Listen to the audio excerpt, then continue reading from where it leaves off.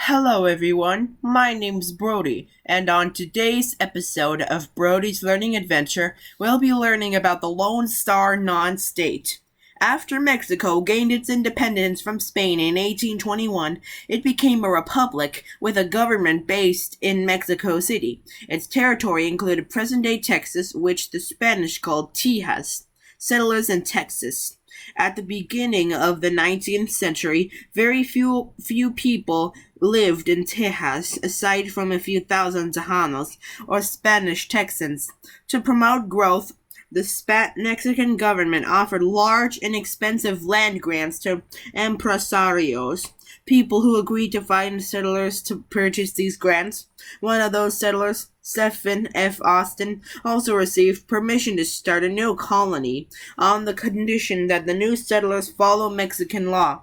Austin agreed, and after arriving in Tejas in 1821, he recruited 300 new families, who became known as the Old 300, to settle in the area. These families encouraged many more Americans to move to Tejas in the upcoming years.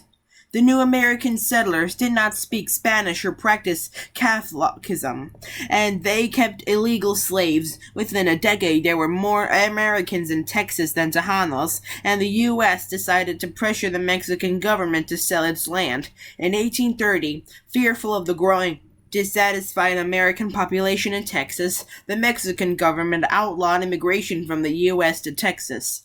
The Texas War for Independence. American Texans grew increasingly unhappy about following Mexican law. In 1833, Stephen Austin met with Mexico's vice president to urge Mexico to lift the ban on immigration. They agreed, but did not agree to Austin's request that Texas become an independent Mexican state. Instead, Mexico's new president, Antonio Lopez de Santa Anna, arrested Austin in Saltillo and jailed him in Mexico City when he learned of Austin's plans for a rebellion. Santa Anna also declared himself a dictator, thereby violating and subsequently abolishing Mexico's constitution, which protected the Tejanos' rights.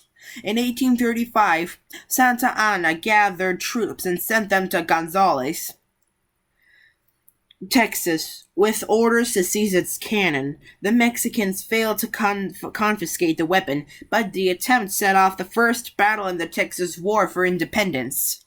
The Alamo.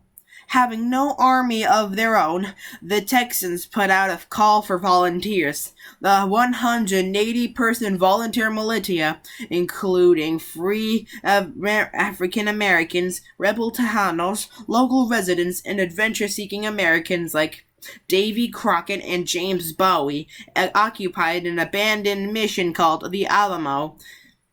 Actually, I think they should have called it Don't Forget the Alamo. Get it? Because Alamo. Let's continue. From February 23rd to March 6, 1836.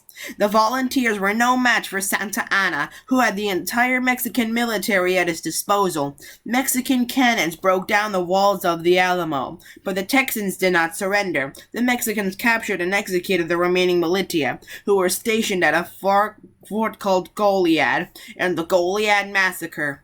But rather than become discouraged by these events, more Texans were inspired to join the militia.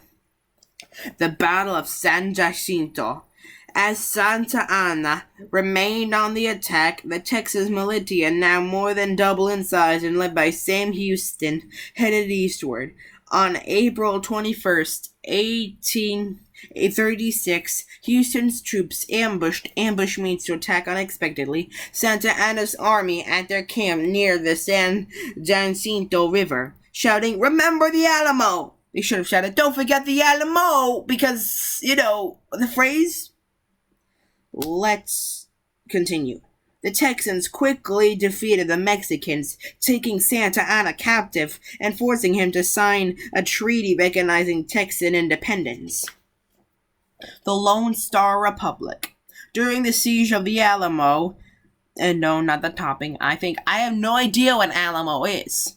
Texan leaders met to draft their own constitution, which they modeled on the U.S. Constitution. On March 2nd, 1836, they declared their independence and established the Republic of Texas, or the Lone Star Republic. After Santa Anna signed the treaty, elections were held on Sam Houston became president.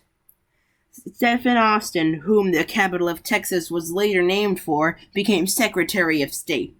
Because the Republic of Texas wasn't dead and still in conflict with the Mexicans, Houston requested that the U.S. annex it means to attack or add on, Texas in 1836, so it could apply for statehood.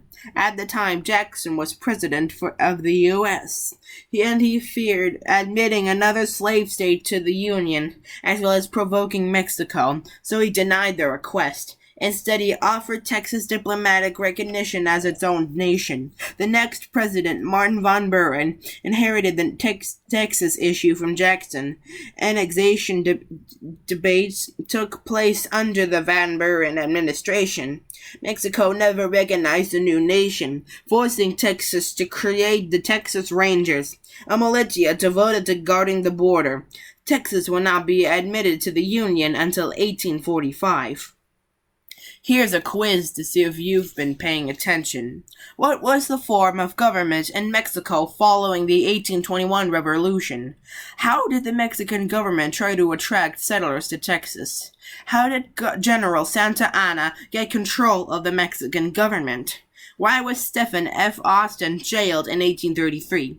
Why is Gonzales, Texas famous? What was the Alamo? Why should we remember it? What was the Goliad Massacre? What forced Santa Anna to recognize Texan independence? Why was Texas's request to be annexed by the U.S. denied? Why was Texas's request to be annexed by the U.S. denied? Pause the video now to think of the answers for yourself. On to the answers. 1. Republic. 2. It offered land grants and hired empresarios to sell the land to people. 3. He overthrew the government and declared himself dictator. 4. Santa Anna jailed Austin because Austin was planning a rebellion. 5. The people of Gonzales did not allow Mexico to take their cannon, which began the Texas War for Independence. 6. It was an abandoned mission where volunteer militia fought to their deaths. 7. It was when the remaining Texan militia were executed by the Mexican army shortly after the fall of the Alamo. 8. He was taken captive by Sam Houston's troops. And 9. Because it would have been a slave state, and annexation might have provoked a Mexican anger.